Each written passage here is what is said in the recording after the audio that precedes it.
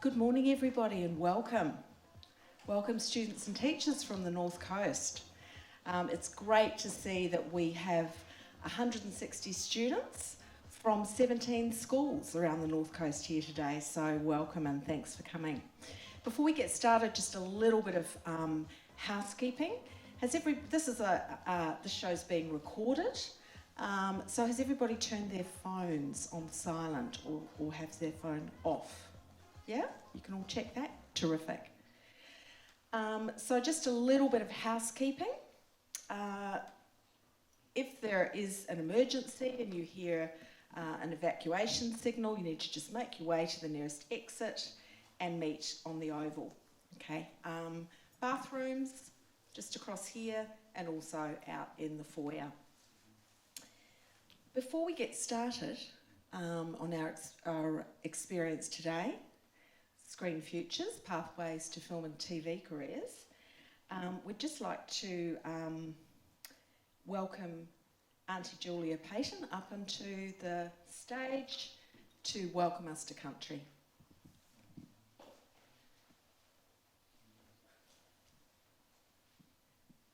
Thanks, Auntie Julia. Jinjawalla everybody, that means welcome. I'm one of the elders from this area. My parents were from different cultures, one from Grafton and one from Alstonville. And my children all went to Ballina High School. I had 10 children and they all went to Ballina High School. And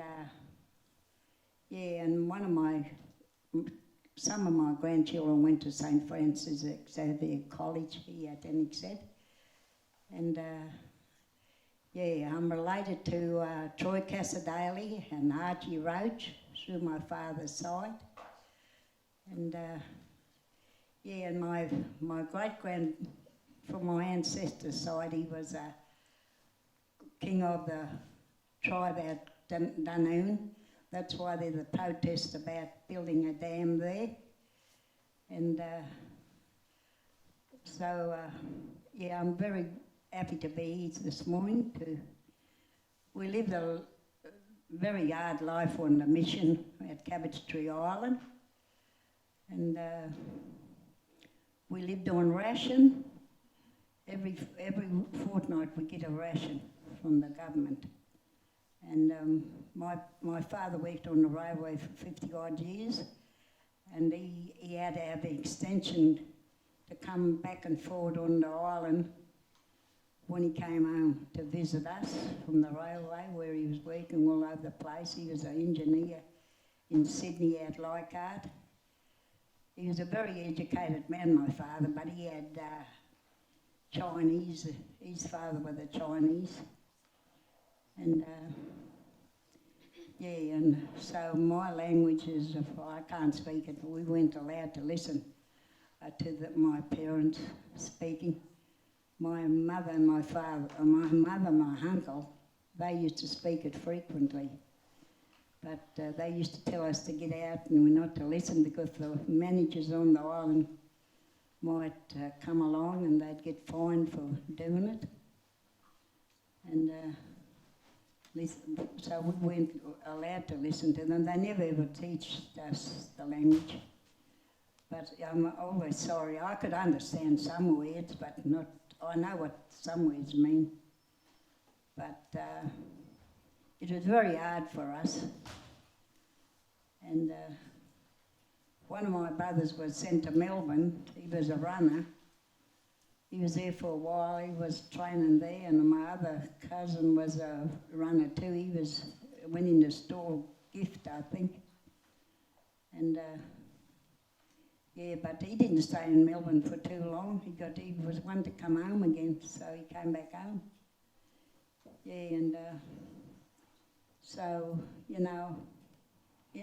Life was hard for us. We had if we came into town, we had to sit in the back of the bus or in the picture theatre. We weren't allowed to sit in the front. We had to sit at the back. It was terrible, but we got used to it. And most of us young girls were sent away to work for people, and I'm one of the stolen generation. I was sent up to Brisbane with my cousin when I was about 14. And yeah, it wasn't nice. And anyhow, I was very happy. And I like to acknowledge the past and elders, present elders, for, you know, what they did for us when we was young. And I was one of the first students to go to Ballina High School. There was 5 of us, my cousins and I. And we had to cross a boat to get the bus to Ballina, to the school. It was, our cousin used to drive a boat, a launch, take us over every morning and pick us up in the evening. Yeah, I could remember when my father was going to work before he went on the railway. He was working at the Evans Air Force thing. And he was one of the fellows they seen a Japanese submarine going up the coast. They spotted and they reported it to the thing when they got to the work. I could remember him telling us that. Anyhow, I'll let you students all have a nice day, and thank yous all for inviting me to come here.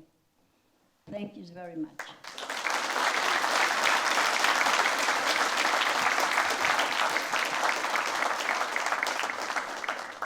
Thanks so much, Auntie Julia. We really appreciate you giving us your time and sharing some of your story with us. Always was, always will be. Thanks very much. So we have a really exciting day planned. We've got 2 sessions for you, and you can see that the first session that you're going to experience is actually a live TV show. We have a fantastic panel here of highly skilled and experienced film and TV professionals. And they're going to talk about the growing industry here on the North Coast and the opportunities that we expect to emerge over the next few years. And there are opportunities that are available for young people who are really keen to pursue a pathway in film and television. And what we're going to do as well as talk about some of the emerging industry here on the North Coast is we hope to really make visible all of the different roles and all the different types of opportunities and career paths for people who want to work in this industry sector. And we're looking at pre-production, production and post-production. So who could give me an example of a role, of a job or a role that might exist in pre-production? Who could give me an example? Yeah. Designing sets. Set design, fantastic. Okay, T-shirt for this young man. Do you want to come down and grab this T-shirt? So you can see that there'll be rewards for people who ask some really engaging and interesting questions. Well done, give them a round of applause.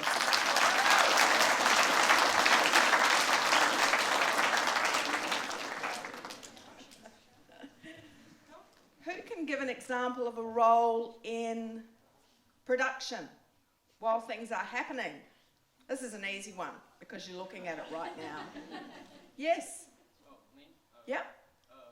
Producing films and help the director help an assistant director. Yep. Fantastic. So, producer, director, assistant director. Well done, you.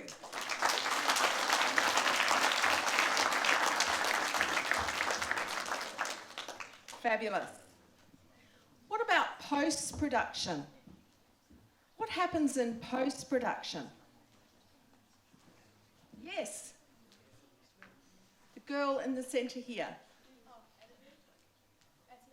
Editing. Fantastic. Is that a post-production job, panel? Yep. Fantastic. Well done.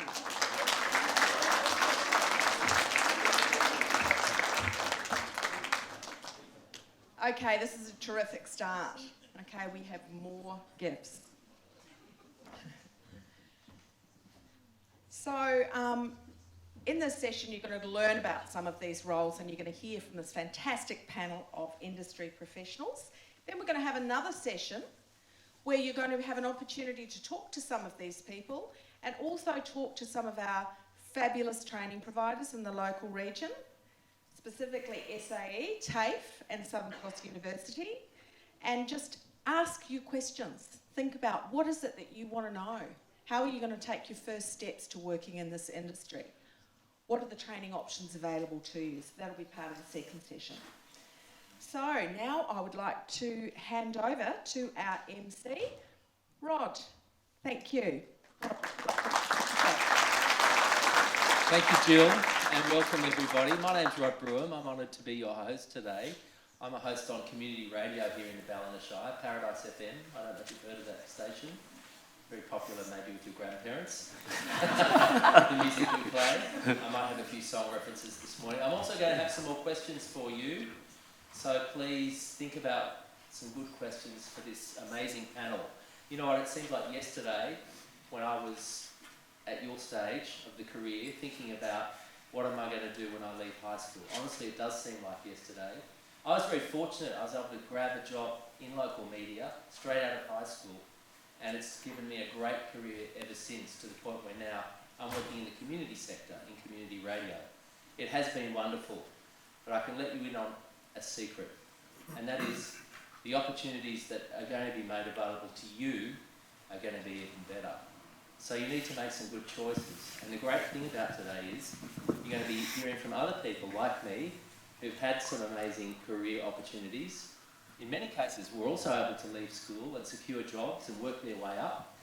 And they'll be able to give you some advice on some of the learnings along the way, some good times, maybe some hard times as well, what to avoid and how to work your way up. So thanks again for being here, and I would like to now introduce our panel, and I'm going to put them on the spot straight away. You can think about some tough questions too. So I'm going to ask our panel, we'll go this way, starting this way, and tell us who you are, tell us what your job is and what does that job actually mean. And I'd like you to tell us, why would you want to work in this industry? We've heard some good, we've heard some bad. What is it that makes it a cool place to work, somewhere you'd want to work? Thanks, Rod. My name is Will Gammon. I'm the owner and VFX supervisor at Cumulus Visual Effects, and also owner of Byron Studios, who've set up the studios around Byron recently. So, what's the first question? That's the first question. What is your role, and how would you define it, describe it? Will? So, my days are sort of split up between the two roles, but as a visual effects point of view, I would ordinarily supervise the work that my crew are putting out. So we are working on films such as Elvis with Baz Luhrmann at the moment.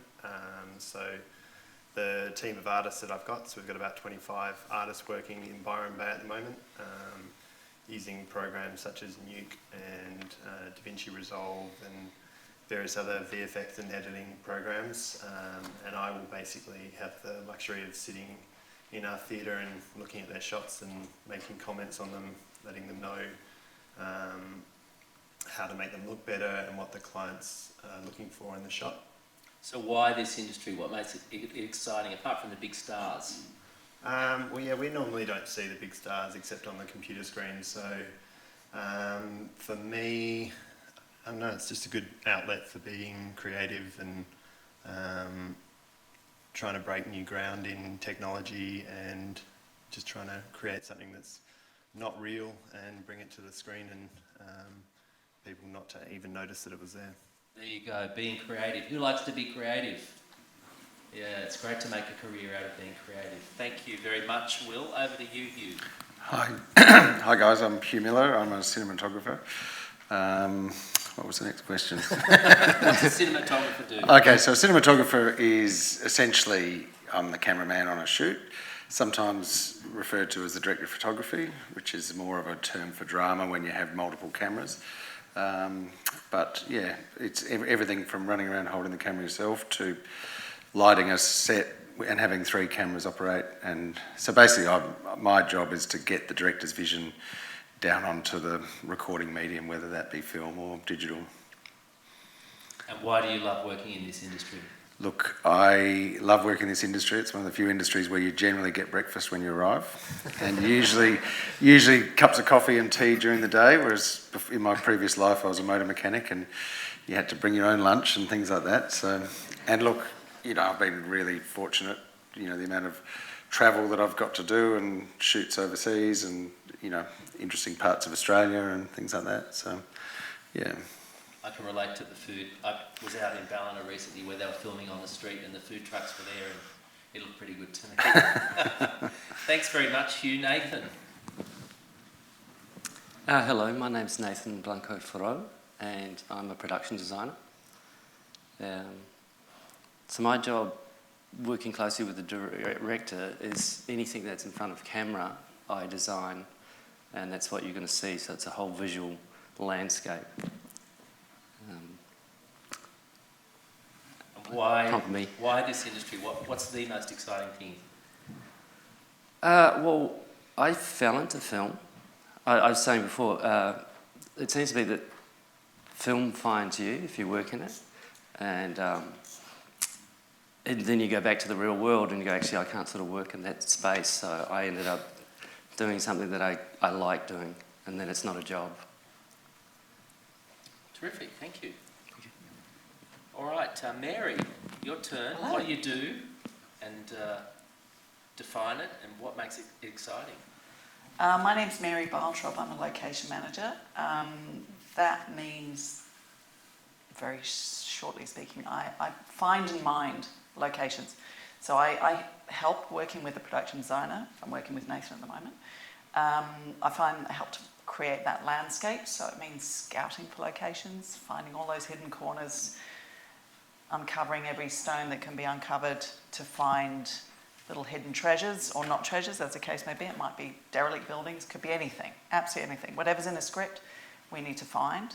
So me and scouts and whatever team I put together will find the locations.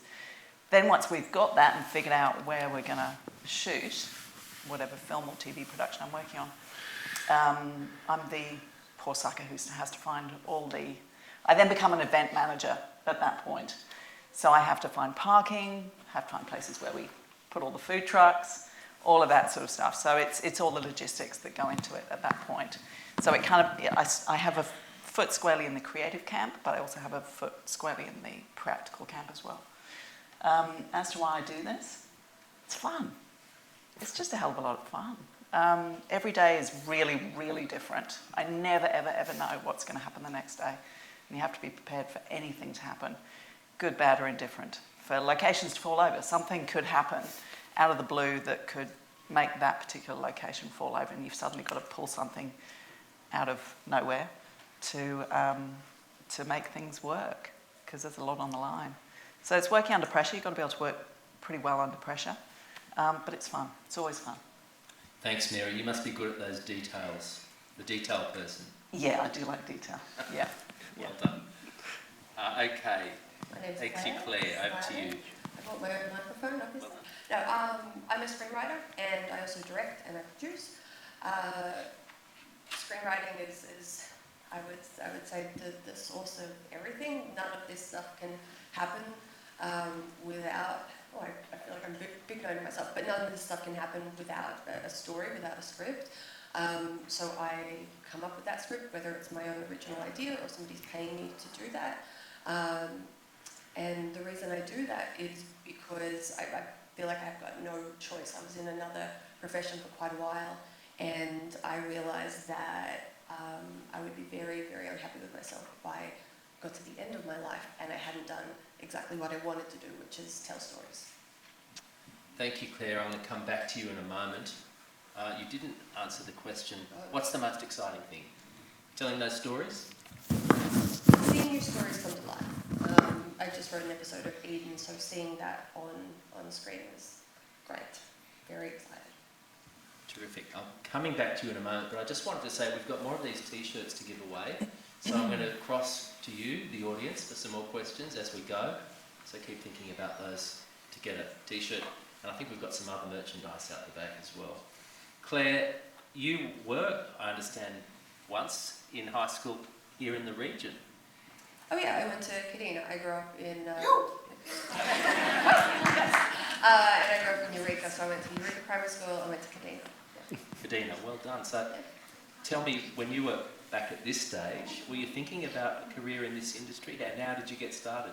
No, I absolutely wasn't. I didn't think that there was a pathway, and I think, not to age myself, like the internet was a thing, but it wasn't such a thing.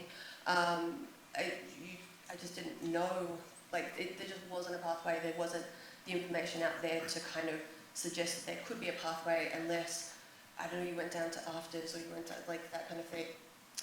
So I didn't have that idea. I knew I liked stories and I knew I liked writing, and I did a degree in creative writing straight out of school, but I still, it still took me a long time to kind of work out what kind of writer I wanted to be.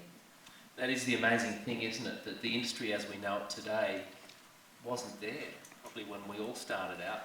Netflix didn't exist, and yet today here we are, it's employing so many people. So how important is it to be adaptable and be ready for those opportunities that come along? I'd like to get perhaps input from the whole panel here on that one. I'll hand it over to you. Starting I have to think about it. Right, we'll start back here. So yeah, look, I was fortunate enough to get a job. I probably, like many people can relate to, I struggled through high school being a creative, trying to fit into the groove of doing maths and English and all the subjects. I didn't really find that interesting. Sorry, teachers, I'm not trying to deter them from doing this, but just my avenue into film making was not through those means. I used to love building stuff with my hands. I used to love painting and sculpture, and photography is probably what led me into the film industry when I sort of found my mum's camera and started just taking photos, and then sort of did some work experience in the advertising agency before joining a web design company and sort of learning about computer graphics. And then at the age of 19, I found a company called Rising Sun Pictures, who are one of the premier sort of film visual effects companies in Australia now, have over 300 staff working in Adelaide.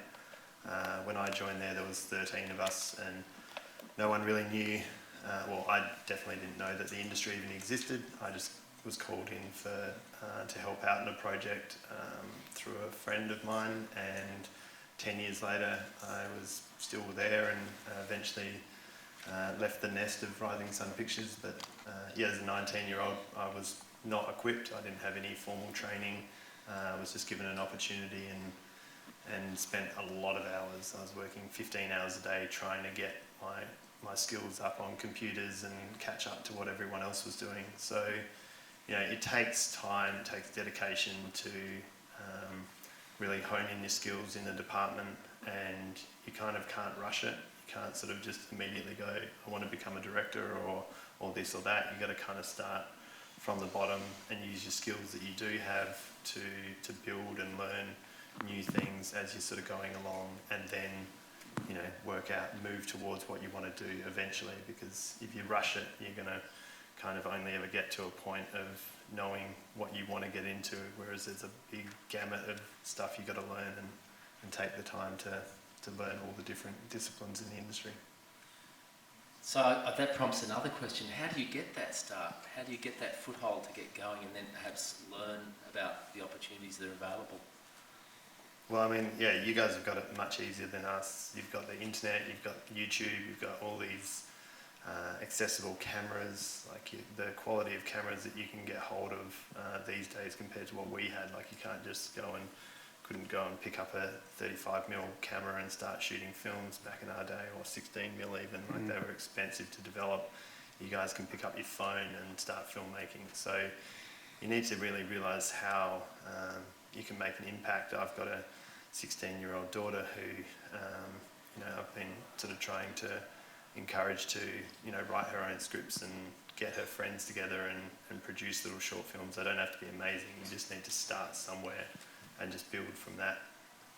Hugh, I understand you had a pretty tough time at school as well. Yeah. Did you fit in at times? Well, much like Will, I must admit I wasn't, academic at school, and I found the typical classroom scenario didn't really work for me. I had an interest in photography, and so I briefly tried, when I finished school, I briefly tried to get, briefly tried to get into a TAFE photographic course, but they said I didn't have enough experience, and at school I did one art subject and that was it. So I ended up doing a mechanics apprenticeship, and I enjoyed that, but after several years of that realised that's not what I wanted to do. And by this point I'd started doing little bits and pieces with film and TV. I filmed horse racing on weekends, and I'd worked on a few short films and things like that, and then I was lucky enough to get an attachment with the South Australian Film Corporation, which was basically a very low paid assistant, but I got to learn how to load the magazines of film, and and then when that person doing that role moved on to another job, then I got that job, and so I basically was able to, I worked for 5 or 6 weeks under her, and then I was loading the film and supporting the camera team.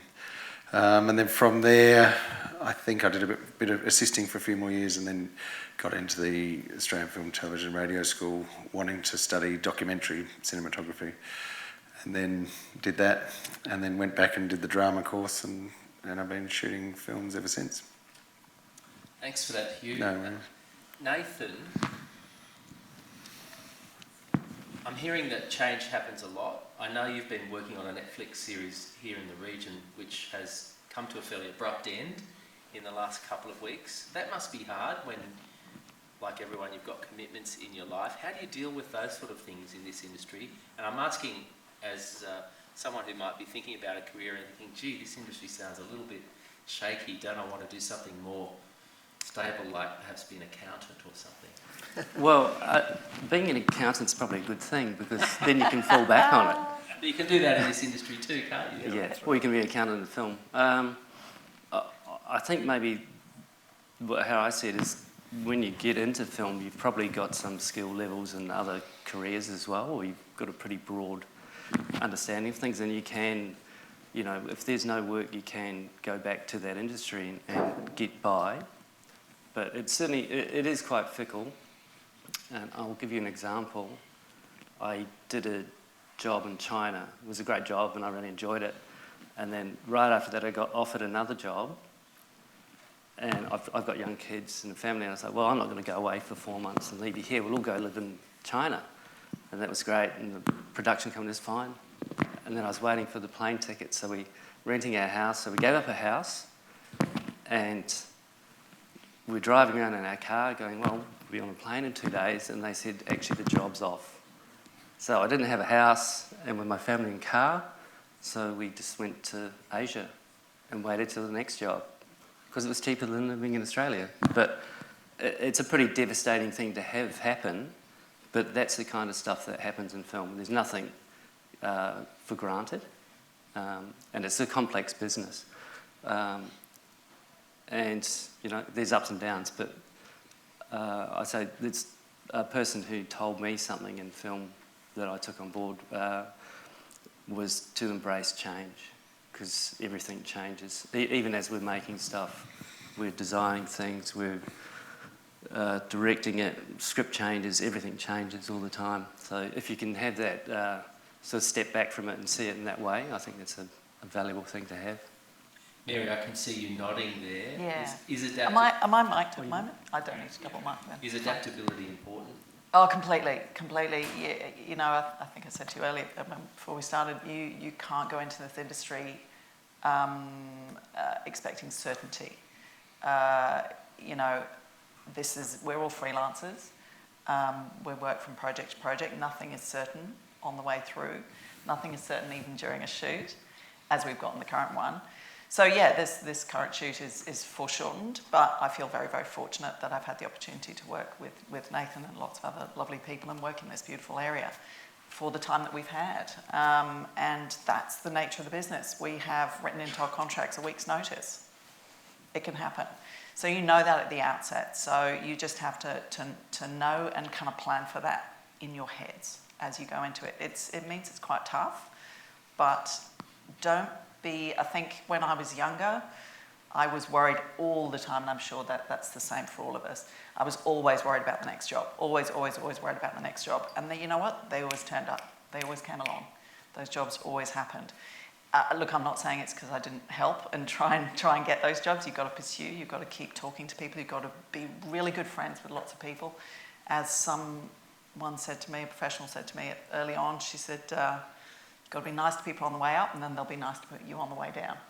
So just be a nice person to work with and work hard. That's what you have to do. So even just get your foot in the door. I was an unpaid runner when I started.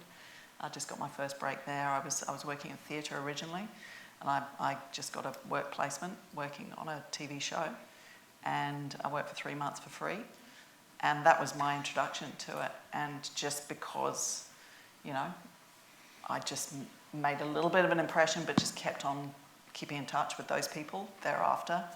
The key people involved. That meant that I then got another break, and I was called up for 2 days' work on another TV show.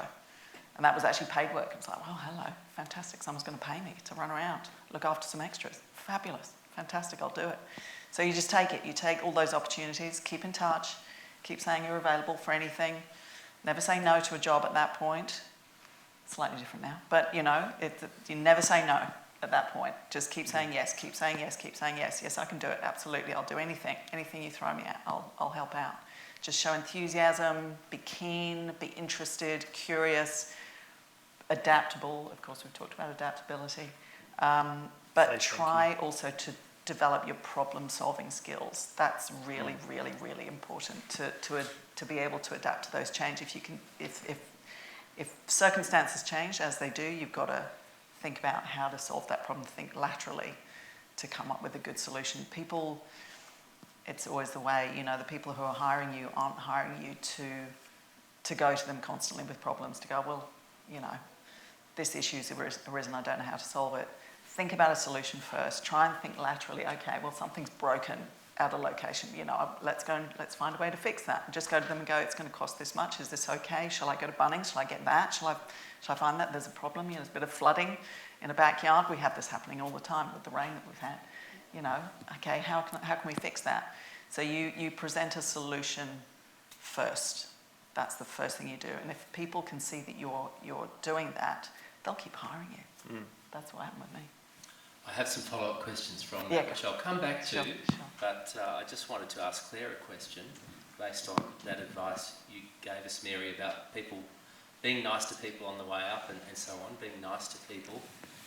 How important is mentoring in the industry? And were you supported by some people on the way up? And how do you secure that? How does it come about? Yeah, I was. I can't point to anybody specifically probably and say that they were my mentor. But I think people want to help you when they can see that you've kind of helped yourself. So when I started making short films. I wrote, directed, and produced. I was, showing them at festivals, and I wrote a lot so I could sort of show people what I was writing. So I wasn't going to them being like, oh, I want to be a writer. How do I become a writer? I was able to say, this is what I'm doing. This is what I've got. And if they, it's much easier for someone to look at a short film or look at a piece of content than it is to open a script, than it is to sit down and actually talk to you. So it's like just kind of showing that you're being super proactive and you're helping yourself. Helps people identify that it would be easy for them to help you, that you're the kind of person that if they helped, you would do something with that help, I guess. Did any of you others want to comment on that topic about mentoring and support from people on the way up? Yeah, sure. So at Cumulus we have a bit of a mentoring program. We often take on work experience kids coming through the industry. Have we got Richmond River here? Is there any Richmond Anyone River? from Richmond River? No? Yes, over here. Oh, yeah, cool. So yeah, we've employed a student from Richmond River. He was struggling with school and we took him in, and he's been with us for now 6 years, and gave him an opportunity coming out of school to join with us in traineeships. But yeah, I think the whole, when you do get into the industry, when you get an opportunity, like Mary said, you just got to be resourceful, you've got to be polite and everything, but you've also just got to make sure you look at the positives of what you're getting out. It's very easy to get caught up, especially, no offence to some of the senior crew, but sometimes they can be jaded by the industry and you can get caught up in that and then talking about like the food's crap or this or that or this isn't working and blah, blah, blah. You kind of got to look past that and look at the opportunity you do have and don't get bogged down with what someone else's bad time that they're having. You kind of just got to move forward with like, this is what I want to do. I'm not going to listen to every single bad thing that's going on here. You've got to kind of rise above that and look at the positives and take that away, because otherwise you can get caught down in the trenches pretty quickly. That's good advice, even if at the end of today you don't want to have anything to do with this industry. Wherever you go, that's probably good advice. Great, Will, thank you. Anyone else on that one? Yeah, I mean, look, before I did my attachment, I was working as a runner on a film in South Australia, which in those days it was really hard to get those first opportunities. And my dad knew a locations manager who was working on the film, and she knew that I had a van and said, so I was in there driving sewing machines around and stuff during pre-production. And then when the crew came back from Papua New Guinea, they were all exhausted and wanted an extra set of hands in the camera department. So once again, I basically did unpaid running for the camera department. But true to his word, the cinematographer on that, a guy called Danny Ruhlman, so after working for him for a couple of weeks, then he said, if you ever come to Sydney, give me a call. And sure enough, I called him. And I was out on the set of a big American commercial with a couple of 35mm cameras. And I was, pretty touched by that. He didn't know me really apart from a couple of weeks' work. But, you just sort of, any chance you've got of just being on set is really something that's worth doing, because, someone will remember you, and if you have a good attitude, then, and I hope that I can do the same for people coming up, come and get some work experience and be part of a proper camera department. Yeah, I think I'll just go back. Mary touched on being a runner. On a film, we might hire 500 people, so there's so many different jobs to be done, and it's a really good way just to get your foot in the door, and then if you do the whole job, you can see what each department's doing, and go, well, actually, I think I'd like to do that anyway, like you've done, and then you would start talking to those people, and then like the next job, they would say, well, just give us a call, and if we've got a job, we can get into it. So that's a really important sort of way to look at it, instead of going, well, I want to be the production designer. It's a pyramid, and there's one person who does that job. But there's so many other jobs that are all really creative and also good fun. And you're probably going to go, actually, I'm more interested in doing that anyway. Yeah, can I just add something? Exactly, it's what your personality is suited to. And you don't know that until you get there and get on set and see the range of jobs that are out there, and see where you personally fit in, where your personality works best, and where you know yourself best. I certainly found as a runner and third AD, I started as, as I say, a runner and then a third AD, and I was always ended up chatting to the location manager, because I was just intensely curious about how we'd ended up at this particular location. Every day I'd just go, how are we here? How is this whole circus here? How have we got here? How did you manage to persuade the owners of this particular property to allow us to be here? So I then would just start talking to everybody on set, and then you find out what you're best suited to, and you figure out the career path that you're going to make, that you can carve out yourself. So yeah, they're completely what you said.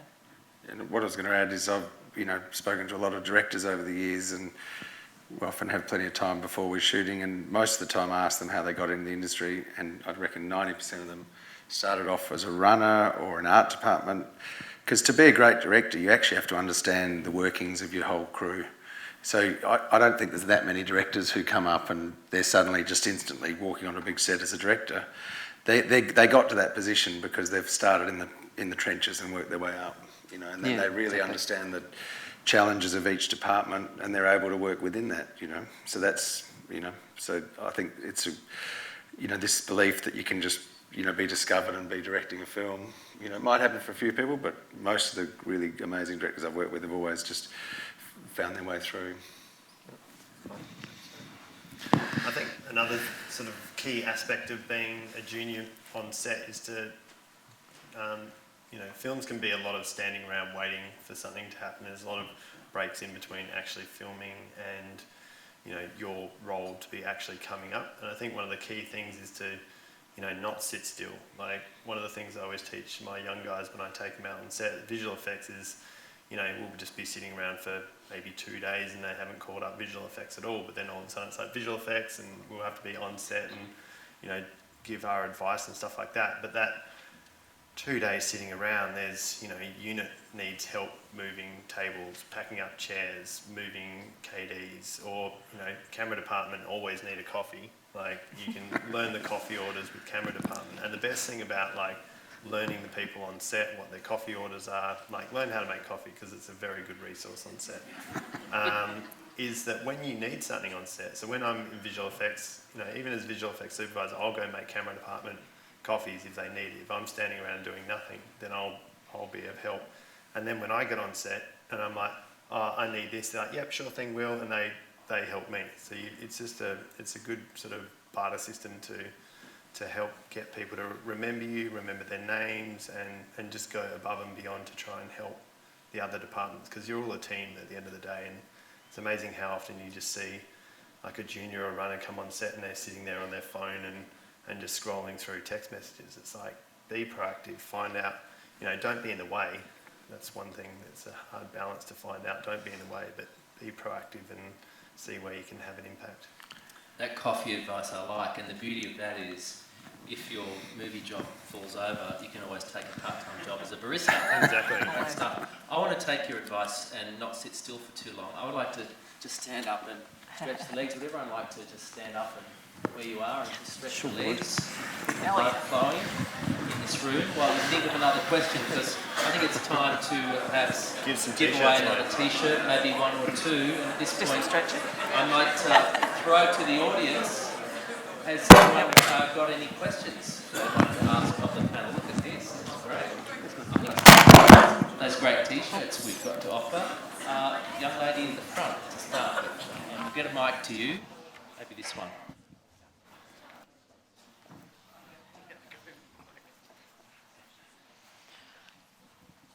What mistakes did you guys make in the industry that you would advise us not to do? Great question. That was my next question. You beat me to it. I think mine would be to be entitled to think that I deserve something more than someone else. I think that a number of times I missed out on an opportunity or something and I got really upset over it, and let that slow me down on what I wanted to do. Whereas I think you just need to sort of brush yourself off and move on a lot quicker than you sort of can. I'm loving some of this advice this morning. It's really good stuff. Anyone else? Look, I suppose for me, just sometimes, occasionally you turn down a project because, it doesn't suit your time, or maybe it's not well paid or something like that. And then later on you see the thing come out and you go, damn, I could have worked on that. And it's bloody good. So now as I'm, and I must admit in the earlier days, every dollar counted and whatever, and so you'd sometimes turn down a project because there wasn't enough, the money was less than you'd earn working in a coffee shop. But now as I'm a bit more financially secure and a bit older, I'm saying yes to more of those projects and really enjoying them,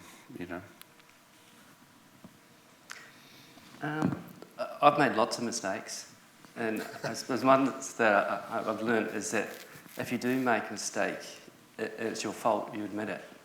Oh, yeah. Yes. Because that's true. it's actually empowering. Yeah. Because the mistake's been made, and you can't do anything about it, but you can fix it.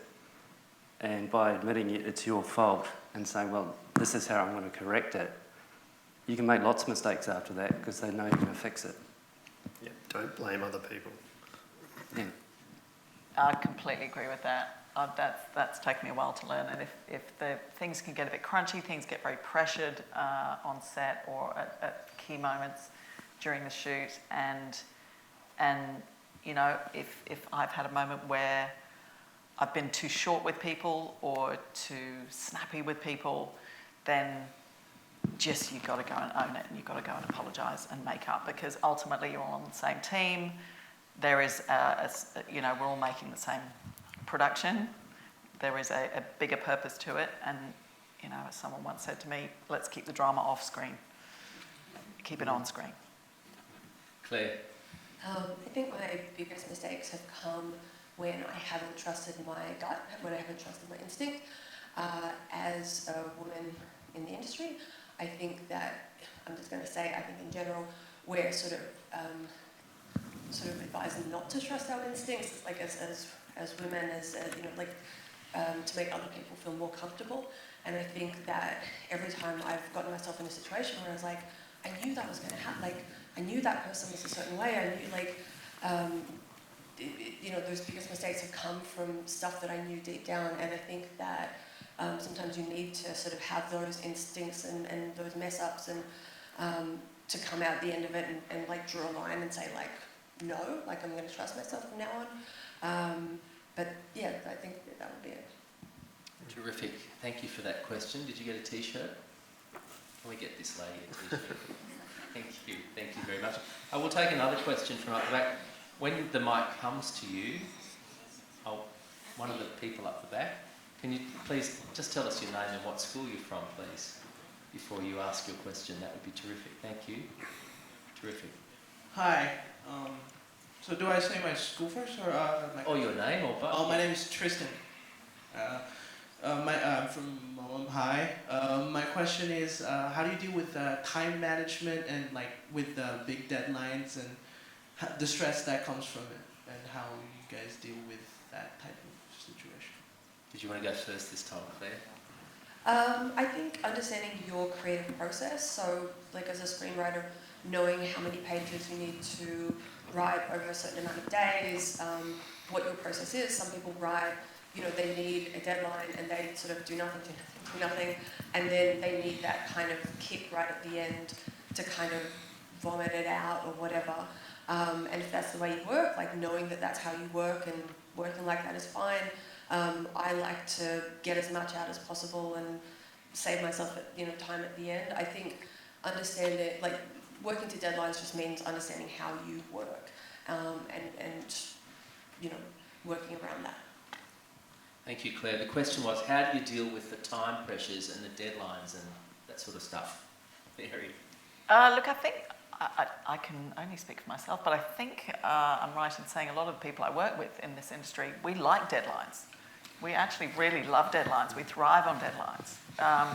And again, maybe that's a personality thing. Maybe that's part of the industry.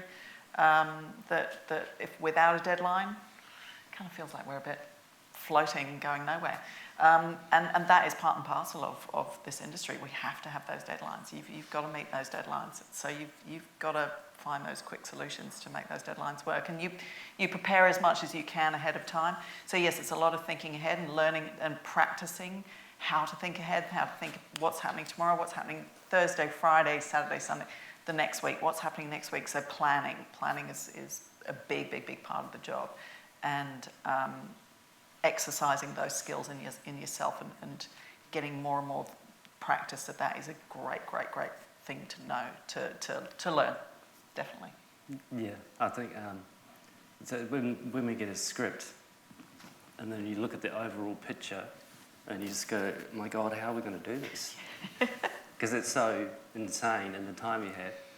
But we're really sort of a military, we schedule everything, we plan it to the T. But there's points where we get to, where something goes wrong, which it always does, and then it's about communication. So we're saying, well, hey, we're flagging this because we don't think we could do this, but we could do this instead, which gives us time to do something else. And it's generally communication is the strongest part of that to make it work. Because if we don't talk to each other, it just falls to bits. Yeah, I totally agree. most of the time I spend is on set, and on set we're usually working to a 10-hour day. Overtime starts getting really expensive, and so it's, you know, we have to really make sure we don't spend too long on shots in the beginning of the day. You know, there's a bit of a saying which is, it's gone with the wind in the morning and home and away by the afternoon, because basically at the beginning of the day everyone's just, you know, making this shot wonderful and it's fantastic, and it's just a wide shot with two people talking, when really, and then at the end of the day, you know, you blow out by half an hour in the morning and you never catch it up. So then the end of the day is just a scramble. So it's trying to work together. And what I love about certainly Australian film crews is, you know, if the art department have got a massive build, everyone jumps in and gives them a hand, don't they? The grips and the gaffers will say, what can we do to help? Because, you know, that's one great thing about film, is it's a real team environment. Yeah, the collaboration side of things is massive. You know, being accountable for what you're doing first and foremost, but then working out where you can get other people to help you out is another sort of key aspect to sort of meeting a deadline, and sort of working from the back first of working out what your actual deadline is, and then sort of milestoning that and working out who needs to be where and what time.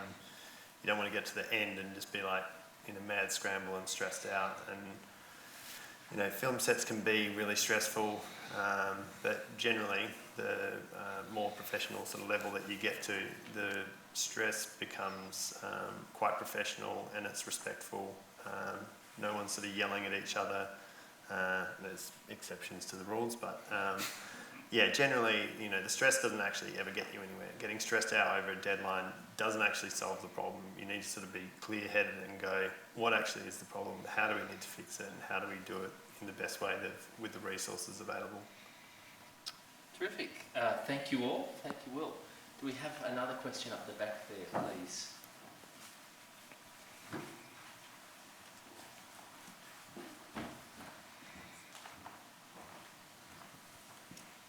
Thank you. I'm Jakob from Malambimbi. My question is, did your project or someone that you know was cancelled because of public pressure or political reasons or cash?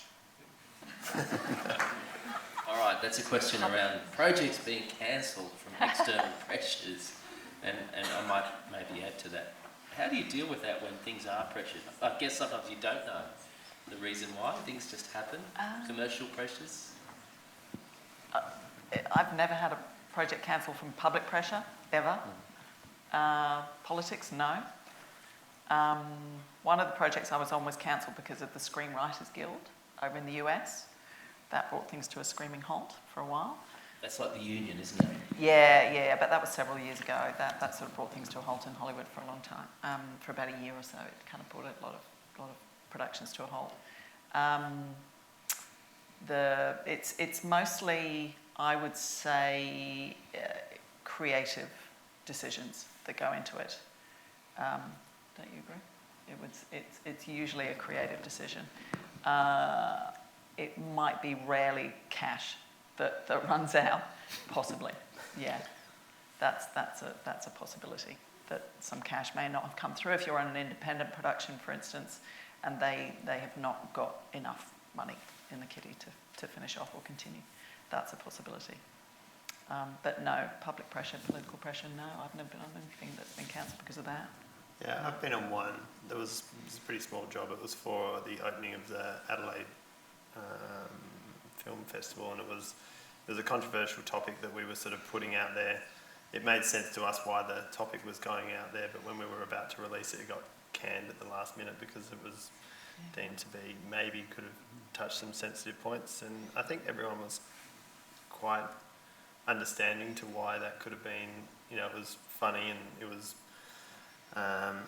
basically it was a project where we were talking about how if Hitler had been accepted into the arts, what would the world have looked like? So we replaced all these like cinematographers' heads with Hitler's heads, and we did this really cool piece. It was great. It had a good message, but people were like, it's just not a subject we want to put on TV. And so we kind of just had to go, okay, we need to be sensitive to what the community sort of wants, and so we pulled the ad, and it was fine. Like the festival, the ad didn't ever get shown, but it generated enough controversy and that it actually probably got more media than it probably would have done if we actually released the ad. It's probably out there on YouTube somewhere. No, it never got released at all, so, except on my hard drive. Did you have any thoughts? Look, I remember one job that was cancelled was there was a big advertising campaign for a hardware store called Masters that was trying to take on Bunnings, and the director had flown over from the US and we'd built all these sets in Fox Studio. We were going to smash through walls and windows. It was going to be quite fun. And halfway through the pre-light day, the new CEO swapped over. The CEO had a look at the script, decided he didn't like it, and they canned it. So we'd basically built sets, and this poor director had flown over from the US, so they pretty much paid the bulk of the fee anyway, and we didn't even shoot anything. So he just ran around with a sledgehammer bashing up all the sets. And you filmed him. Yeah. You just have to take it in your stride. Yeah, totally. Yeah, just laugh at it. Okay, another question up at the back. Oh, we've got so many. Have we got enough T-shirts to reward them? Person in the hat there on the end.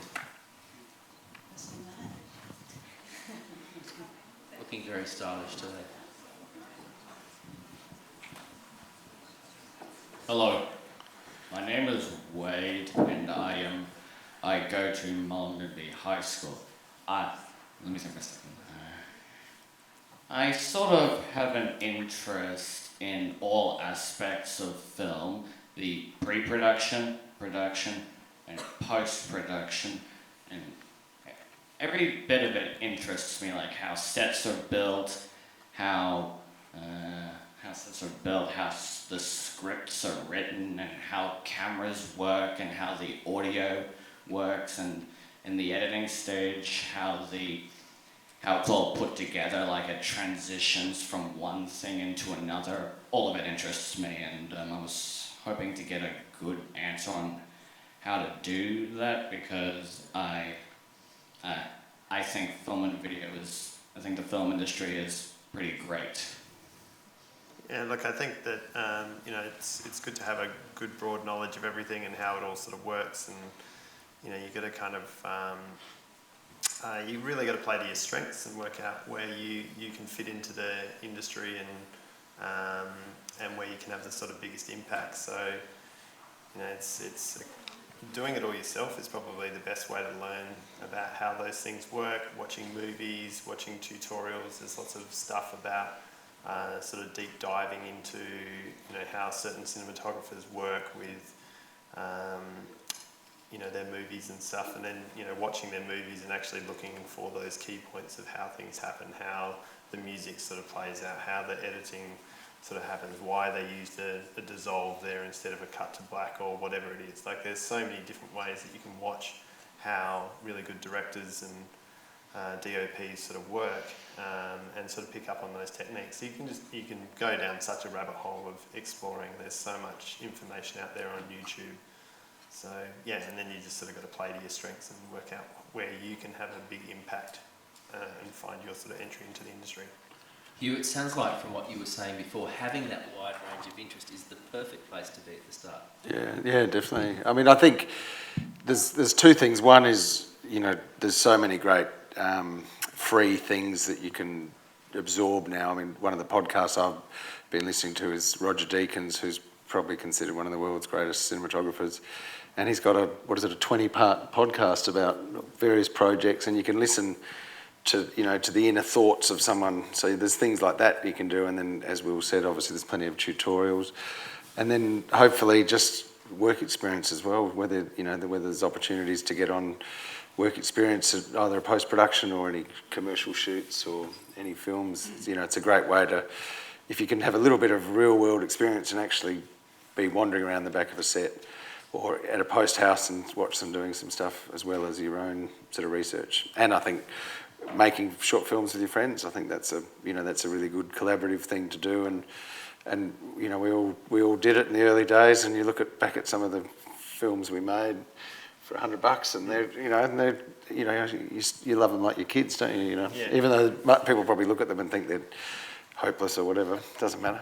Yeah, there's a hilarious YouTube thing I watched of this girl who was doing all these like crazy camera moves and stuff with her iPhone, and she was doing things like she had a piece of wood like attached to her fan in her bedroom, and then was doing like a dance move with the fan on while, and had it in slow-mo, and did this like cool camera move, and then had like a toilet tube on a piece of rope and did this sort of like tracking shot down the side. It's just like there's so many cool things you can do with a phone or a GoPro.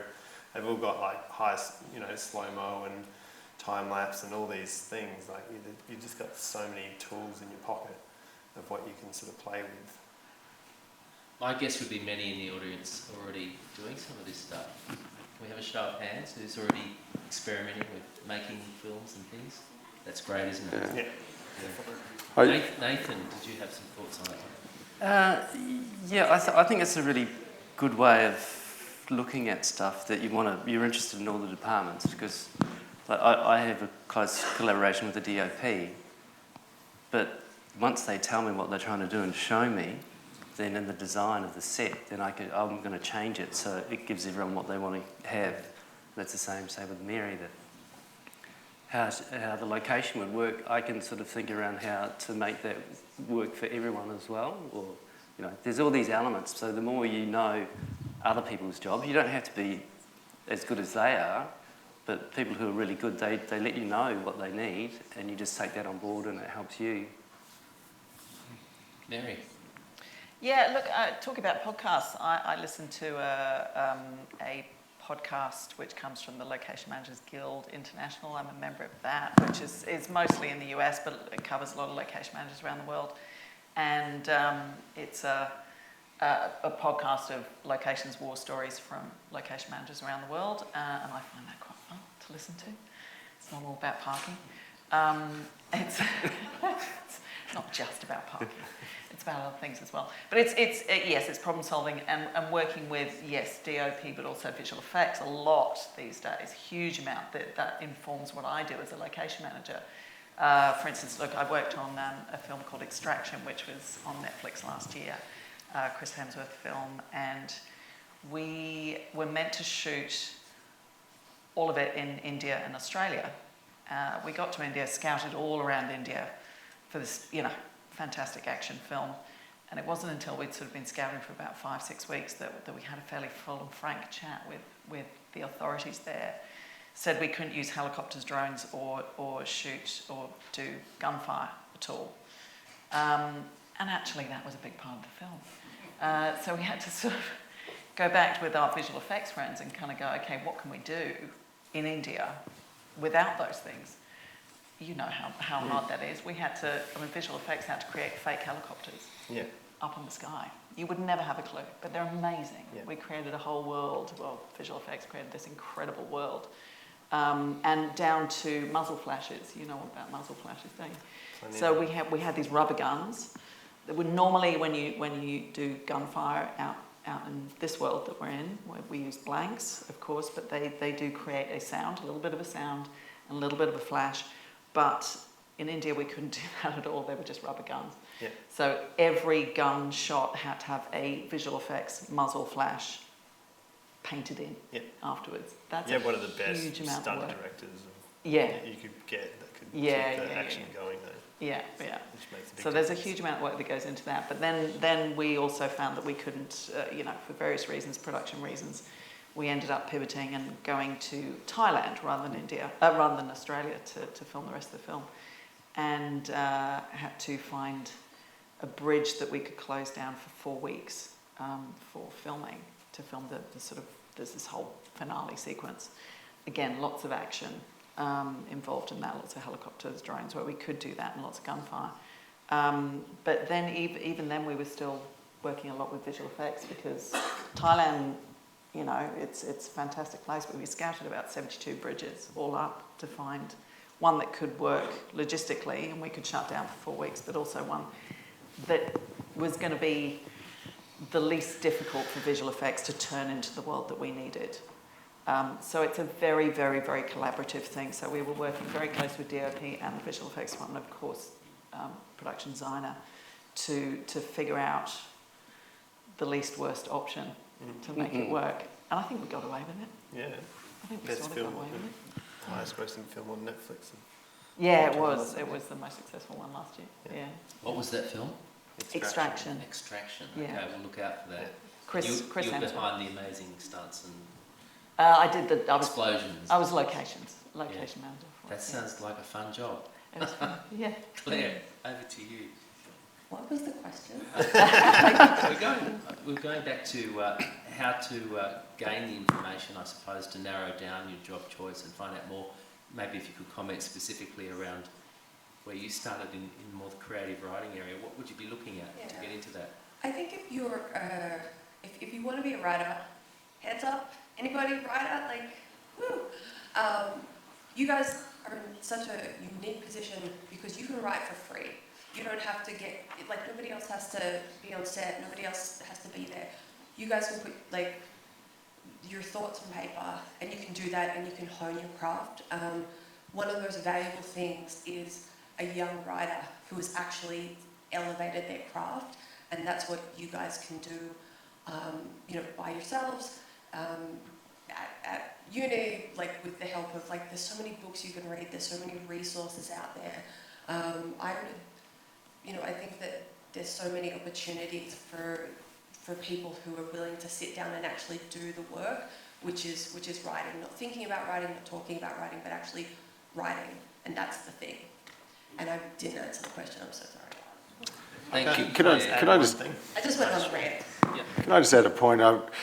I speak to a lot of people, because I'm in camera department, and people get really obsessed about how many K the camera is and all this sort of tech stuff. But really, without a decent story, we've got nothing. You can have the best story in the world, you shoot it on an iPhone, and it moves people. You can have a $200,000 camera from Panavision, and if it's a shit idea, it's a shit idea. So that's what you guys have all got going for you, is you've got fantastic imaginations. And so, get your stories right, because then it doesn't matter what you're filming on, it'll cut through. And just to add to that, like, all the stuff that you think makes you weird or makes you not fit in or makes you kind of, different, or the stuff that you're struggling with, like, that's the stuff that gives you a unique perspective. That's the stuff that you can use for your writing. That's the stuff that you should lean into, because people want craft, but they want a voice and they want a vision. And the sooner you can kind of hone that voice and understand who you are and what you want to say, the more unique your stories will be. And people want unique because most people, most of the stuff out there kind of isn't. If you can be unique, if you can have that unique perspective, then you'll get attention. Thank you, panel. At this point, I'm going to give you a little breather. Can I just add one more thing, which I just realised? Yes. Sorry. Because I was just looking at the background here, and I'm like, we've got Southern Cross University, TAFE, we've got all these, like, education people who have set this thing up, and, like, we haven't really even talked about, like, the opportunities. Like, we probably didn't even have, like, university courses and stuff that we could go to, so we've come in at, like, a deep angle. But, like, you guys have got courses that you can sign up to, and the good thing about these courses are you immediately coming into a bunch of like-minded people who all want to do the same thing, and you'll find your sort of tribe. And I think that's what some people find hard to do, is find a tribe of people who will get behind their idea and make it. So, you guys have got these amazing opportunities to take on the universities. I have to do a follow-up question to that. Okay. So if you're given that choice of perhaps a more formal university course or just starting out as a runner on a set, what's the most valuable? And what do you guys do? Both. I think both. Yeah. Because the beauty of on-set experience is fantastic, but what happens when you go to a university or a TAFE or something like that is you end up finding your people, and you say, look, who wants to help me make this film on this weekend? And then then you go and help someone, and then they come and help you on yours, and that's I've got lifelong friends from that early collaborative process. So it's sort of Will and I met on a shoot. We became friends only a few years ago. But it's an amazing industry for when you do that intense creative work with someone. That can just you all give a little bit and get a great result. Do both. So if you go into a course in screenwriting, you should understand that you're going to get taught by teachers who are I'm assuming great teachers, but there is so there's so much out there for you to read, to watch, to listen, that you should be supplementing what you're learning, because there's just so much out there. And writing. So it's like if you've got an assignment to do and you're supposed to write a short script, like write as many short scripts as you can. I think that's the most important thing for you, to be proactively pushing that craft element. Okay, thank you, panel. Can I ask everyone to give them a round of applause for their work so far?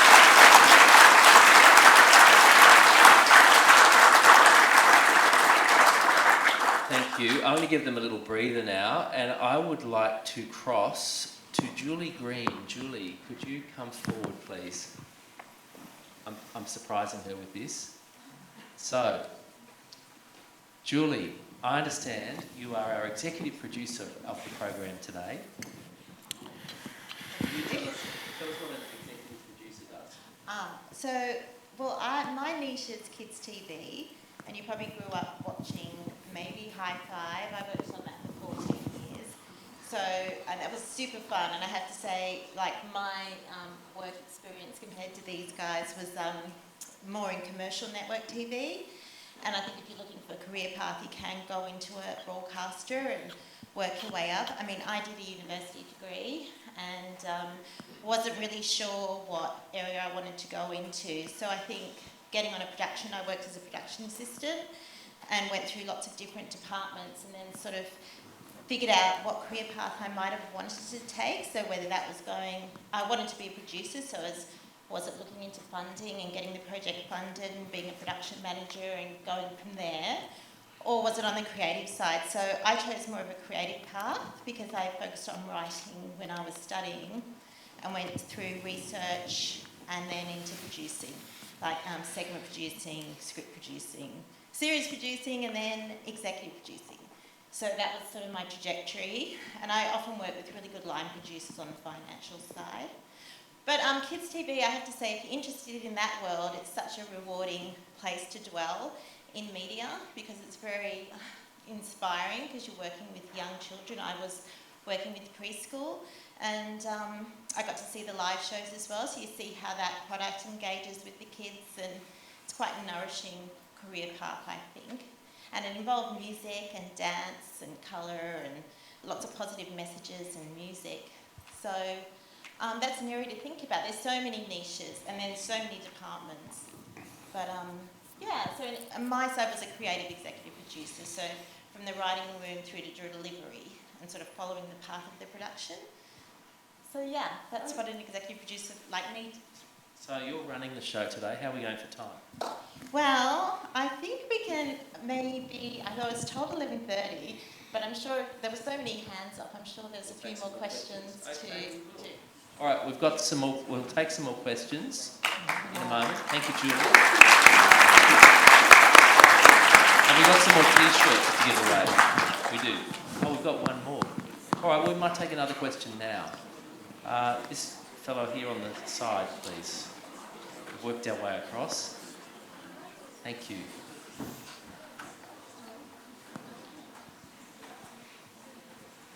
Hi, my name is Ari. I'm from Wollongong High School.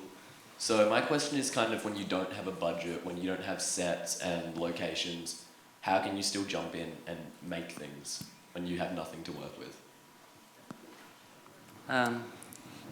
Well, you can make miniatures. You can make them out of cardboard. You can do drawings and that's your backdrop. It doesn't have to be expensive. So that's the way I go about it. Yeah. There's a great Australian story about Joel and Nash Edgerton, and if you watch what they did as like kids and stuff, like they would have so much fun with the camera and just jump out of cars, jump out of trees, create these random stories that were just like done in their backyard, and now they're like two of Australia's like top Australian filmmakers and actors. Like they just started with nothing and just went and did it. Like I think you just got to start with story at the end and kind of work your way from there. And the camera that you've got on your phone is that's all you need. I think it's about understanding what resources you do have. you know, where do you live, where do your friends live, what houses, you know, can you film out? Like, you're in a, you know, amazing locations that you can go and film out, like, guerrilla style, like, slash for free. You know, like, who can act, who can, like, think about all the stuff you do have, and then kind of work from there, I would say. And another thing that, another thing you do have is time of day, such an important part of storytelling. If you've got plenty of time and you want to make something moody, the best thing to do is between sunset and absolute dark. Yeah, outside of school hours. Outside of school hours. You get up early and you're shooting that first light or shooting that last light, and what you can get is breathtaking. It doesn't matter whether you're on a phone or a fancy camera, Just avoid midday light. That's my take. Or midday, try and go inside. Go inside, and my biggest thought when I look at people's beginnings of their filmmaking is possibly too many lights. Quite often you just put people at the right spot next to a window, and you can get quite nice light. And sometimes less is more. Sounds like you need to be ready for early mornings. If You definitely have to. Absolutely. You've got to get good at getting out of bed early. Be on time. I was interested in your answer earlier from a couple of you about giving your time for free and I guess doing work experience. We've all heard bad things about the movie industry. We've all heard of Harvey Weinstein. How do you judge between when you're sort of trying to get a leg up or being exploited, perhaps? Is it a hard line? And have you faced difficulties in the industry in that, of a bad side? And how do you cope with that? Sure. The downside, in other words, the downside of the business. Sure. You know what? That's part of learning the business. And you know what? It's not just this business. It's all businesses, isn't it? Really. I mean, you've got to learn how to stand up for yourself, but the appropriate way to stand up for yourself.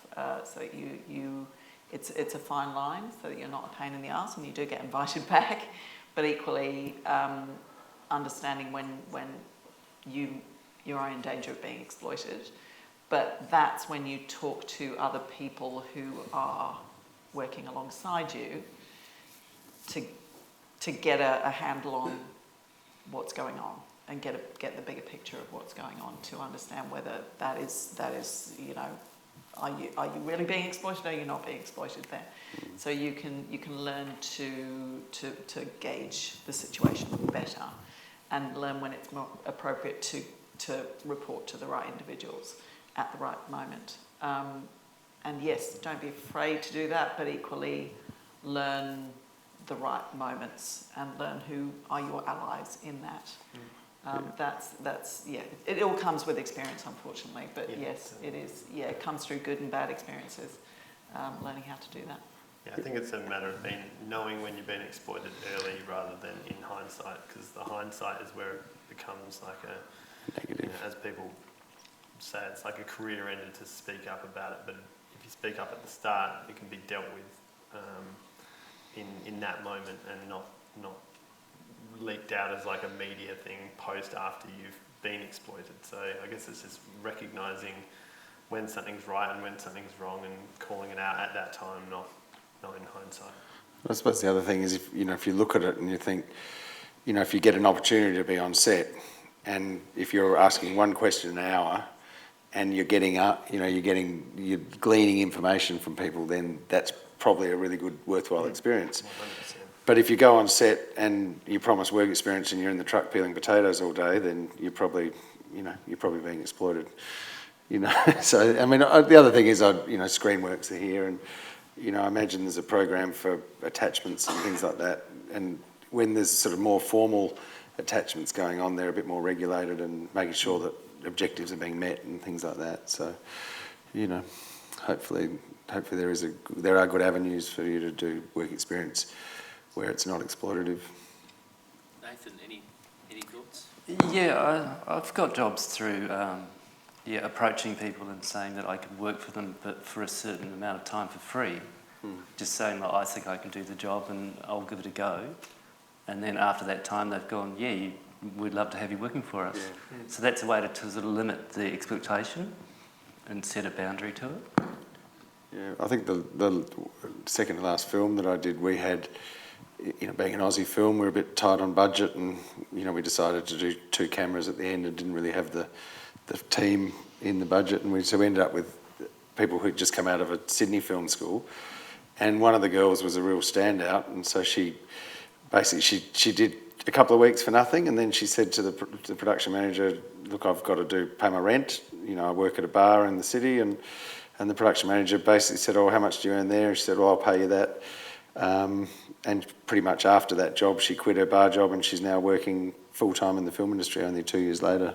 So it was, exactly as you said, it was setting a time limit for how long you're prepared to do it. But by that point, when the production manager asked me what she was like, I said, she's essential, we need her, because she was the standout out of all the, we had 4 different attachments. One of them was always on his phone, the other one kept on losing stuff, whereas she was just on the ball. And so, in a relatively short space of time, that turned into a really great opportunity for her.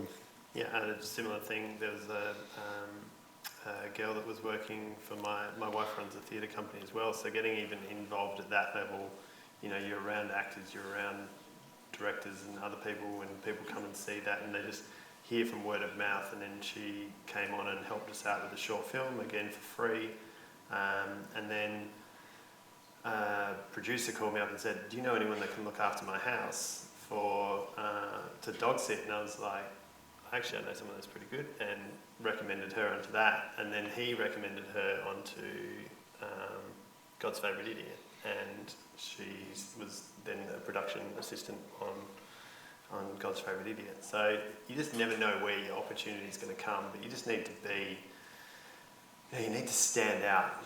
She wasn't on her phone, she was helping out with all different sort of things, running all over the place and just making things work, and that's where you just got to kind of make that impact. And her first couple of roles were completely unpaid, and you could, if she was to sort of look at it, you could have seen it as exploiting, but it kind of led into something that was amazing, and she's now happy with that. So yeah, it's a fine line, but it is navigable. You're able to navigate it. And yeah. I keep hearing these recurring messages about being on the phone all the time. Anyone else notice that? The other thing that I'd say about the phone is I've had directors at the beginning of a film, just basically say to the crew, look, if you have to make a phone call or be on your phone, please go outside, because when you think about it, that director and producer have probably worked for years for that project, and then suddenly it's happening, and if they look around and all these people that are getting pretty well paid, buried in their screens, that's not a sign of being keen to be there, and etc. It's like, it's plenty of departments, they use the phone as tools and things like that, but it's about just always appearing that you want to be there, Claire, we haven't heard from you in a while. Have you ever felt slightly exploited in the business? Yes. No, I think it's about the value you give / get. So, you can look at, and that's, experience and or money. And I think you can look at, each individual situation and kind of go, am I giving value? Am I getting value? And am I happy with, that exchange? There's stuff that I've done in the past that I wouldn't do again, and that's fine. I had a situation where I was, I guess, probably being taken advantage of, and I happened to luckily get my agent around the same time, and she was able to extricate me from that situation. Sometimes I think the worst feeling is knowing that you are, being exploited or being undervalued or whatnot. But again, it's kind of part of it, and once you do it, once you have a big enough kind of punch, you know never to do that thing again, I guess, which, yeah, sorry. No, thank you, Claire, that's great. All right, I would like to take another question from the audience. This young lady in the front, thank you. My name's Ruby, I'm from Evans River. What's it like day-to-day jobs in the design process of making a film? It's very busy. We're involved very early on, so we have a pre-pre and then a pre-production where we design everything and basically work out the nuts and bolts of how we're all going to do it. And then that process, it's all up to the first shoot day, and we're flat out the whole time, so you don't have much time to think about much. And even then when we shoot, we'll have, let's say we've got 5 sets ready to shoot, and we continuously jump frog to the next ones. We're designing them, we're building them, we continuously. So it's a pretty full-on process. That explains it. Yeah, the visual effects, we sort of have to work in with the design process as well.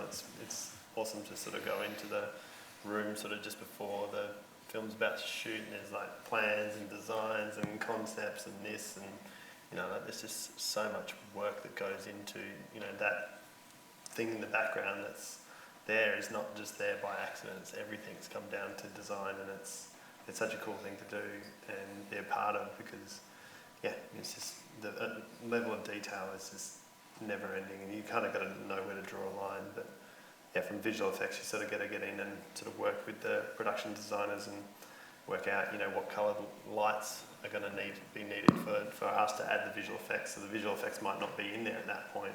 They might be doing a blue flame or whatever, and we've got to add blue lighting with the DOP and stuff like that, and get that in there to flicker. So when we put in our stuff, that it's part of that design process on set.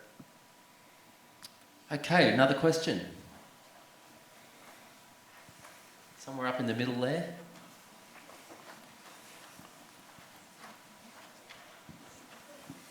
Hi, my name. I'm sorry. Hi, my name's Ava. I'm from McLean High School. I wanted to know, has there ever been a moment in your career where you've known you're taking a big risk? Every day. Yeah, every job. Every job, yeah, every single job. It can all go pear-shaped really fast. It's just how you deal with it. Yeah. Yeah. Yeah, because you're working with so many different departments, and each one of them can make any production not as good as it can be. You know, you're always sort of taking a risk, but you kind of just got to trust that you're working with professionals, and you know, it's not the end of the world if something doesn't go right, I guess. No. It's those risks that give you the big rewards, isn't it? Yeah. Yeah, well, if you don't risk it, you'll never know. That's what it comes down to. Yeah. You'll have moments in doing the work where someone's going to say, hey, well, I think you could do this job, and it's a big step up in responsibility, and maybe you're not as experienced as someone else, but if you don't do it, then you won't get the opportunity. Great question, thank you. Another one from up the back.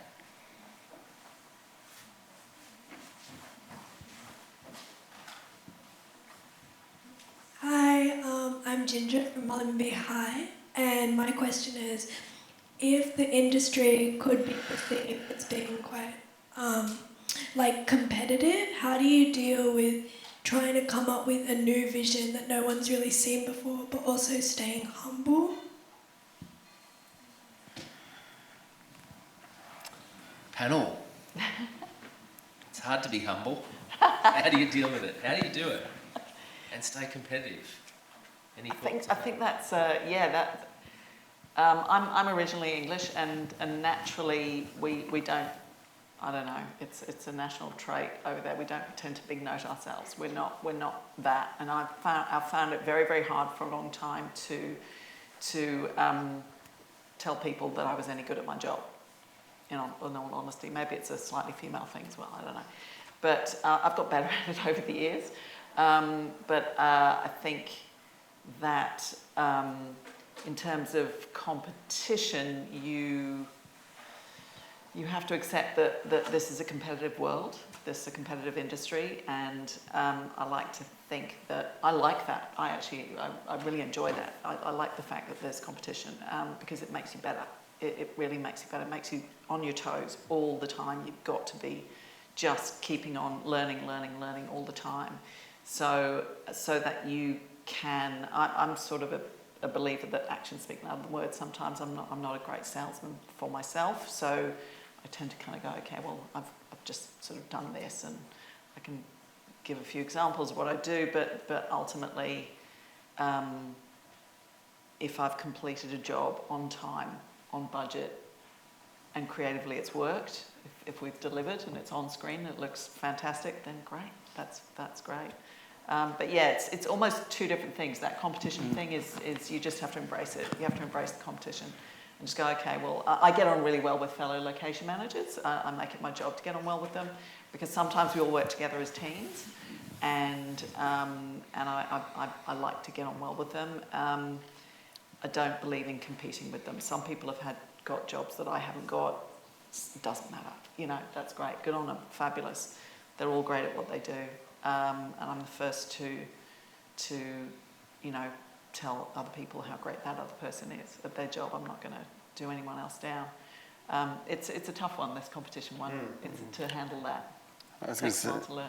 Yeah, I was going to say, I think the thing is, you know, is basically have faith in your own voice, because, you know, there's nothing worse than thinking this and then, you know, you'll never get anywhere by just copying all those around you. You know, if you actually have faith in your own voice, then hopefully your work will speak for itself. I'm saying this as someone who's been doing it for 20 years, but, you know, I look at my, you know, people who are 10 years more junior to me, and they're constantly having to promote themselves on social media and all that sort of stuff, whereas, you know, I've managed to avoid that, and still the phone still rings without it. But I think if you can do it with a bit of humility and, you know, but confidence in what you're trying to say, I think that goes a long way.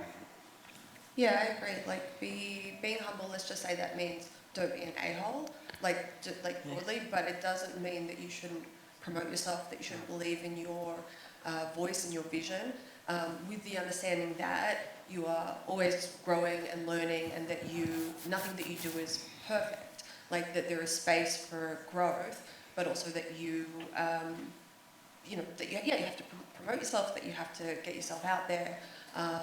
You know, in Australia we have the old tall poppy syndrome. I think it's even harder as a woman, because you've got to remain on the side of likeable as well.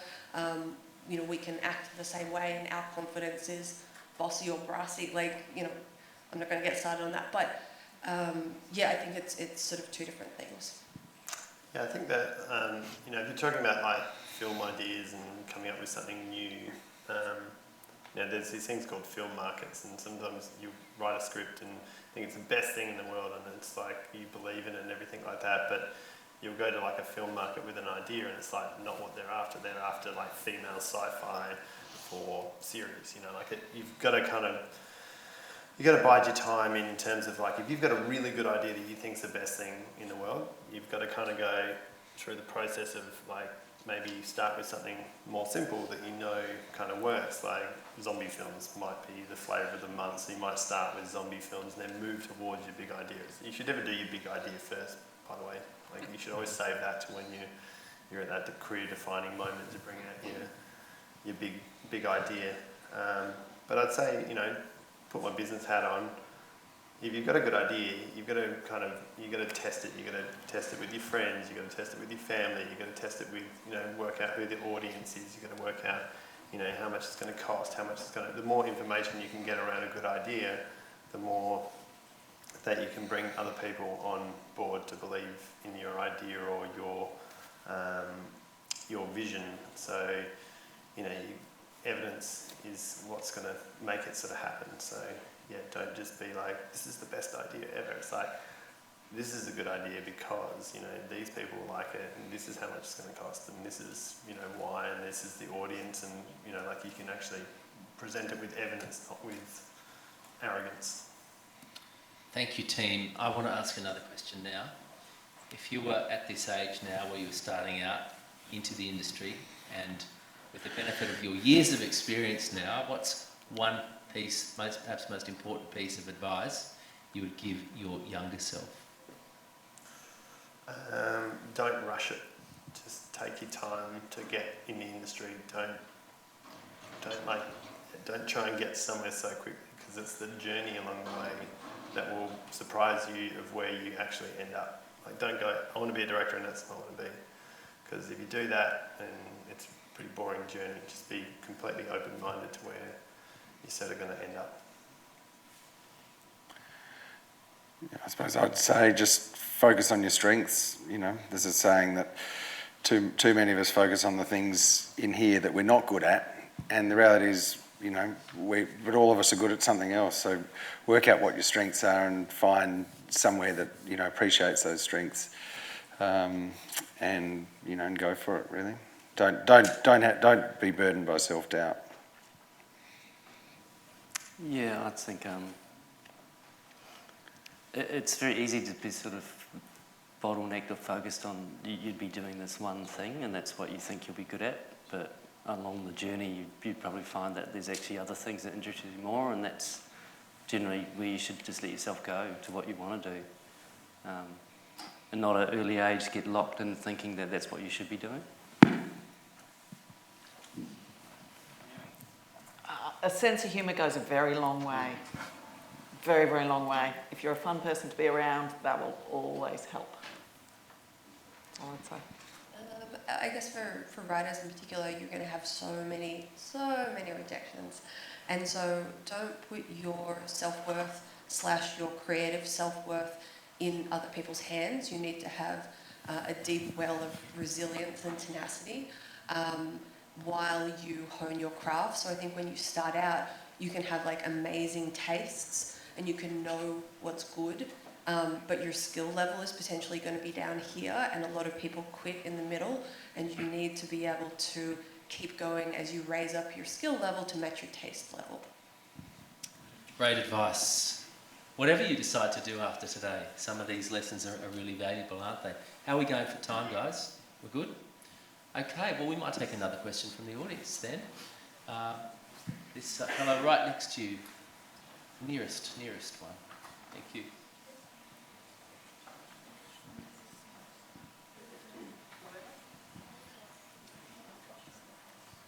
Hi, my name is CJ and I'm from McLean High School. If you're good at doing voice impressions and you want to do voice acting, what would you do? Did you catch that? No. Yeah. Could you say that again, please? If you are really good at doing voice impressions, what is another job obligation to do if you want to do voice acting? Can you give us an example of your voice? What do you want me to do? What's your best? Pokemon, I don't know. My Little Pony, I don't know. Just get out there, just try and work out any opportunities to do it, like now.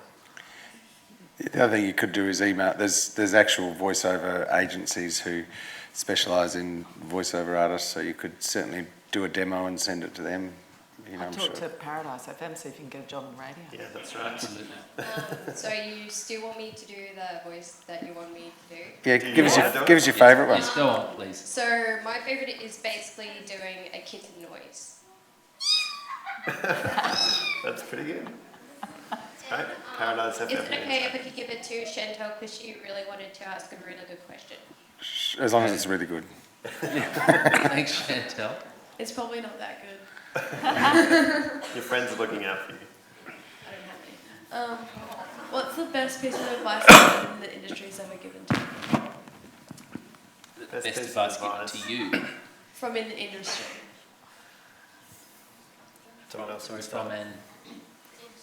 From an industry point of view. What's the best piece of advice someone's ever given? Oh, I gotcha. I did want to say, if you don't have a YouTube channel, I would do your impressions on YouTube. I mean, you do? I do have a YouTube channel, but I haven't pressed anything because, I'm too shy. Press the button for him. Press it. Do it. Upload. Don't be shy. I would say the best piece of advice is fail often and fail fast. So don't sit around thinking about things. Like, the best thing you can do is fail, work out why you failed, and work out how to not, well, you're just going to keep failing. Do it quickly, and that'll help you succeed. That was good advice. I might repeat it because there was a bit of sound and noise up the back. Fail often and fail fast, Claire said. Mary. Oh, I think, as I said before, someone said to me, be nice to people on the way up and they'll be nice to you on the way down. Yeah, I think, like I said, embrace change, which is told to me. And once I did that, it was much easier. I think probably the best advice I got was if the call time's 6 o'clock and you arrive at 6 o'clock, you're 15 minutes late. So you basically, even my crew, if I see them arriving 1 minute before call time, usually they won't be on the next job. You want to see people there 15, 20 minutes early with their stuff out of the truck, having a cup of coffee ready to go, so that at the time that we're starting, you're not waiting on anyone. I think mine was probably that stress doesn't actually accomplish anything. So getting stressed out over little things is just, it doesn't actually aid to anything. Like, you just got to get on with the job and make it happen. Great stuff, guys. Some such good advice today. Love it. No, on the left, no one on the left's asked for a sorry, question for a while. okay. Thanks for spotting it. Someone over the left, please. Hands up. Great.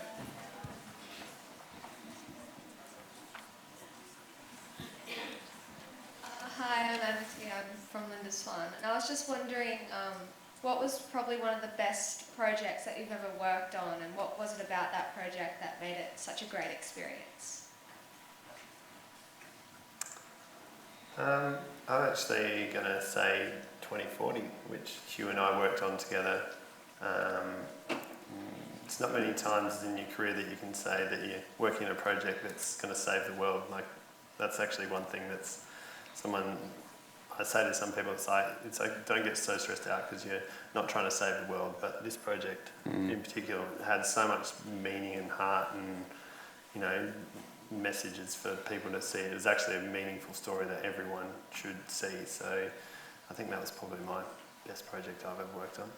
Yeah, I think for me, my passion's always been documentary work, and probably about 10, 15 years ago, I got a job with National Geographic, and we basically had a 20-seater plane with 500 kilos of camera gear, and we just travelled all around the country filming, minerals and whales and things like that. So it was sort of one of the ones that I had to pinch myself every moment when I was there that we're actually doing it. Yeah, I've been really lucky and got to get to see a lot of pretty amazing places, but one that was really good was working in China in the Tibetan plateau for 3 months and putting sets up on 3,000 metre mountains was quite challenging. Yeah. And it was just an amazing place to be, and like you say, I pinched myself going, I'm getting paid to do this. It's good, it's great. I worked on a film called Australia some time ago, about 12 years ago, Baz Luhrmann film, and at the time it was, I think, the most expensive Australian film that had ever been made, possibly still is, I don't know. But I was looking after Queensland part of the production, and we took over a little town called Bowen, which is just on the northern part of the Whitsundays coast.